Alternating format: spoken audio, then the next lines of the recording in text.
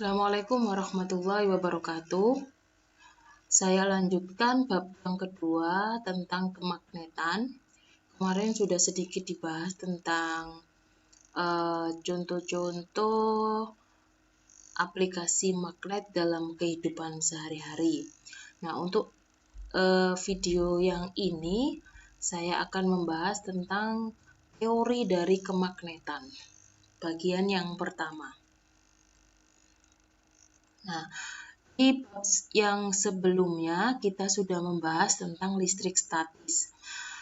Yang dibahas dalam listrik statis itu kemarin sebenarnya ada 4 macam ini. Gaya listrik atau gaya kolom, medan listrik, beda potensial dan kemudian energi potensial. Tetapi untuk yang beda potensial dan energi potensial memang sengaja saya skip. Saya hanya membahas tentang gaya kolom dan gaya listrik. Kalau gaya kolom kemarin ada F, rumusnya adalah F K/1 Q2 per R kuadrat. Kemudian kalau medan listrik adalah Kq per R kuadrat. Kalau ini beda potensial dan yang kemudian yang ini adalah energi potensial. Untuk menentukan arah F dan E, kita menggunakan jenis dari muatannya berdasarkan jenis muatan. Kalau dia plus sama plus, maka gayanya tolak menolak. Kalau plus sama min, itu gayanya tarik menarik. Jadi untuk menentukan arah dalam listrik statis, kita tahunya lewat jenis muatannya, kan? Nah, untuk yang sekarang kemagnetan atau magnet yang akan dibahas itu juga cuma 2. Ada gaya, yang tadi juga gaya sama medan listrik. Kalau magnet juga ada 2 juga yang akan dibahas. Yang pertama adalah medan magnet, yang kedua adalah gaya magnetik. Gaya medan magnetik atau nanti kita sebut sebagai induksi magnet atau gaya magnetik disebutnya nanti adalah gaya Lorentz. Jadi cuma 2 ini saja, ini nanti rumusnya akan dibahas di bagian yang berikutnya. Yang pertama dulu yang terkait masalah medan magnet. Medan itu kan artinya daerah. Jadi kalau medan magnet itu adalah daerah di sekitar magnet yang masih dipengaruhi oleh gaya magnet. Nah, medan magnet di sini digambarkan dengan garis-garis gaya magnet yang dinyatakan dengan anak panah. Kalau kalian pernah lihat magnet, kemudian magnetnya itu magnetnya ya. Jadi misalkan kalau kalian ingat zaman ketika kalian masih kecil, kalau kalian ngambil tanah kering ditaruh di kertas, kemudian bawahnya kertas itu dikasih magnet, maka kan nanti tanahnya nanti gerak-gerak, ya kan? Gerak-gerak terus nanti akan kayak membentuk sesuatu. Kalau kalian masih ingat ya. Nah, kalau digambarkan itu seperti ini. Kalau ada magnet, kemudian di sini ada kutubnya, ini utara, ini selatan, maka ini namanya adalah medan magnet. Ini namanya medan magnet dan arahnya itu memang seperti ini namanya arah medan magnet. Ya. Nah, kalau digambarkan secara ilustrasi, maka gaya magnet itu seperti ini. Untuk north ini utara, dia gayanya keluar dan masuk ke selatan. Jadi ini keluar masuk ke selatan, ya. Keluar dari utara masuk ke selatan. Jadi kayak gitu nanti. Ini arah dari gaya magnet. Kemudian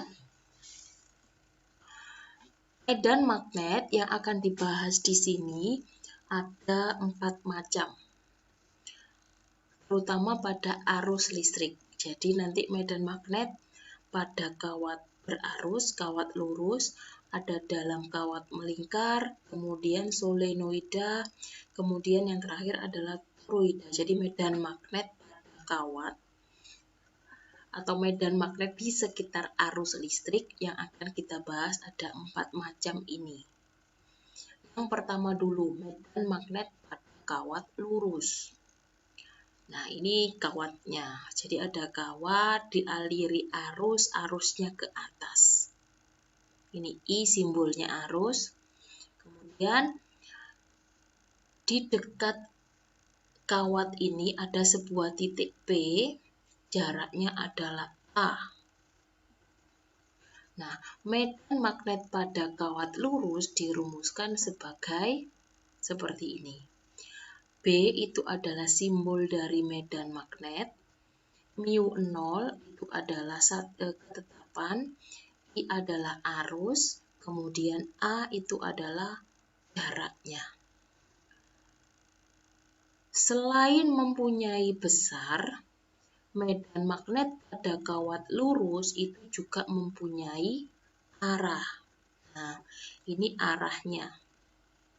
Arahnya itu seperti ini, muter ya ini sebenarnya, tapi ini gambarnya nggak bisa full, tapi sebenarnya ini arahnya muter. Ini B-nya. Menentukan arah medan magnet. Untuk menentukan arah medan magnet dengan menggunakan kaidah tangan kanan. Jadi tangan kanannya itu kayak seperti ini. Tapi ini sebenarnya bukan gegem ya, jadi agak buka sebenarnya. Jadi jempol yang ke atas ini menunjukkan arah arus, kemudian 4 jari yang lain ini menunjukkan B-nya. Nah, seperti itu. Jadi ini karena arah arusnya ke atas, maka jempolnya juga mengarah ke atas sehingga B-nya muternya seperti ini. Ini sebenarnya muternya seperti ini ya sebenarnya ya, cuma ini kan ilustrasinya seperti ini saja kan kelihatan. Nah, ini ilustrasinya. Muternya seperti ini sesuai dengan arah dari 4 jari yang lain. Nah, kalau yang ini apa? Hampir sama seperti ini, cuma ini arusnya ke bawah. Maka kalau pakai aturan tangan kanan, jempolnya nanti ke bawah. Arahnya ke bawah jempolnya. Sehingga arah B-nya atau medan magnetnya, arahnya berlawanan arah, searah jarum jam. Nah, ini itunya, menentukan arah magnet. Nah, kalau penentuan arah magnet ya, dilihat dari atas. Kalau yang sebelumnya, kan ini kita melihatnya dari samping. Sekarang kita melihat kawatnya dari atas. Ini dianggap kawat kalau dilihat dari atas. Nah, kalau dilihat dari atas, maka B itu arahnya ke sini. Karena kalau menggunakan kaidah tangan kanan ya, jadi muternya itu seperti ini. Memutari atau melingkari dari kawat itu tadi. Kalau digambar, ini kan gambarnya namanya ke kanan sama ke kiri. Yang nggak bisa digambar itu kalau dia arahnya ke masuk bidang sama keluar bidang. Ini nggak bisa digambar. Maka ada simbolnya. Kalau nanti arahnya masuk bidang, maka tandanya itu cross. Kalau keluar bidang, tandanya itu adalah dot. Ya, jadi ini adalah ilustrasi dari medan magnet pakai kaidah tangan kanan. Kalau kawatnya itu dilihat dari atas. Ini kawatnya dilihat dari atas. Nah, ini juga sama biar enak.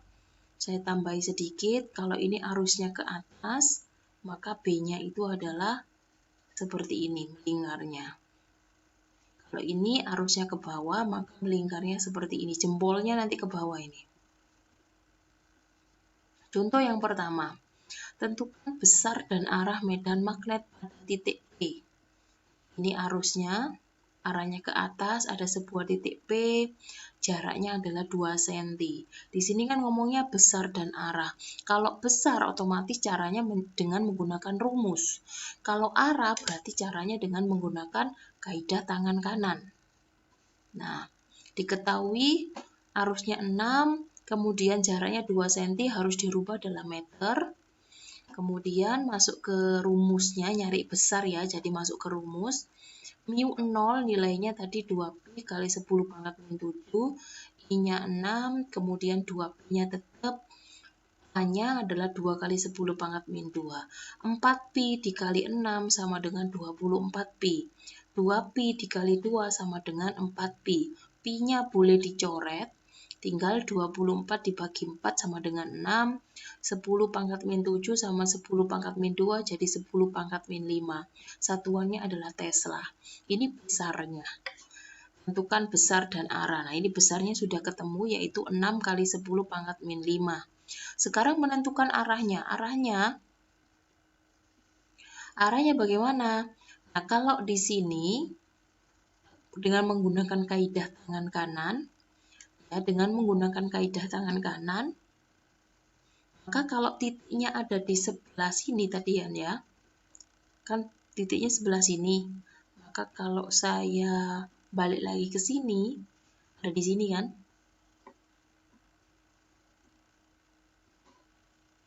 Titiknya ada di sini. Kalau digambarkan titiknya ada di sini, maka kalau masuk ke sini ada di sini. Paham nggak maksudnya ya? Jadi kalau berdasarkan gambar ini titiknya ada di sini.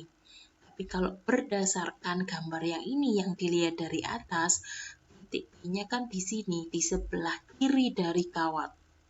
Maka arah dari medan magnetnya keluar bidang atau dot.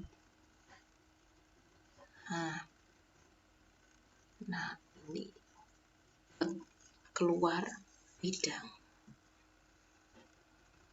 Seperti itu. Dot ya. Kemudian contoh yang kedua. Di sini diberikan dua buah kawat. Kawat 1 dan kawat 2. Kemudian di antara kawat tersebut ada titik P.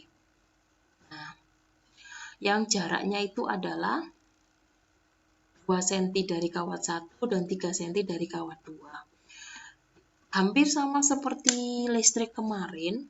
Jadi titik P ini dipengaruhi oleh kawat 1. Titik P juga dipengaruhi kawat 2. Maka kita nyarinya satu-satu. P dipengaruhi kawat 1. Hasilnya ini. Ngitungnya sama seperti sebelumnya. Kemudian ketika P dipengaruhi oleh kawat 2. Nah, maka hasilnya ini. Kenapa kok ini cross? Karena ketika dia ke atas, maka dia cross. Cara tahunya bagaimana? Ya pakai prinsip kaidah tangan kanan. Maka dia cross. Kemudian untuk B2. B2 ini arah arusnya ke bawah. Arah arusnya ke bawah dengan menggunakan kaidah tangan kanan juga, kebetulan ternyata memang arahnya juga cross. Sehingga karena cross sama cross, dua-duanya cross, maka B di titik P otomatis dijumlah karena arahnya sama. B1 ditambah B2 sama dengan 12 kali 10 pangkat min 5 Tesla.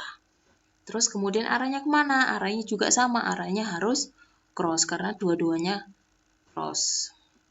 Nah, seperti itu